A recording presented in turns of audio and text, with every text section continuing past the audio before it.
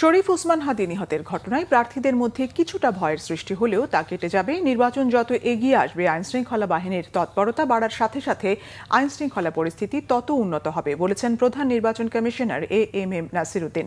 সকালে তেজগাঁও শিল্প এলাকায় ডাক বিভাগের মেইল প্রসেসিং সেন্টারে পোস্টাল ব্যালটের কার্যক্রম পরিদর্শন করে কথা বলেন তিনি।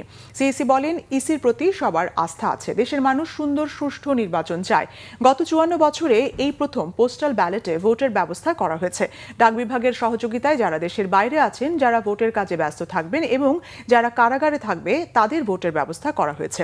প্রায় 6.25 লাখ মানুষ পোস্টাল ব্যালটে ভোটের জন্য রেজিস্ট্রেশন করেছেন। প্রবাসী ভোটারদের জন্য রেজিস্ট্রেশনের আর 3 দিন সময় আছে বলে জানান প্রধান নির্বাচন কমিশনার। সবাই দেশের মঙ্গল চায়, ভোটাররাও চায়।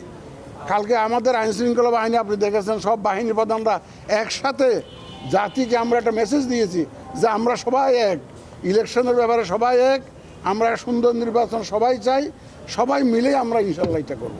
স্যার, প্রার্থী ভোটাররা তো ভয় পাচ্ছে স্যার হাদি ঘটনার পরে, স্যার তাদের কিভাবে আশ্বস্ত করবেন? এটা অসুবিধা নেই, এটা ভয় কেটে যাবে ইনশাল্লাহ, চিন্তা করেন, ভয় কেটে যাবে। দিন যতই ভোটের দিন ঘনিয়ে আসবে আপনারা দেখবেন ইনশাল্লাহ আইন শৃঙ্খলা পরিস্থিতি উন্নতি হবে।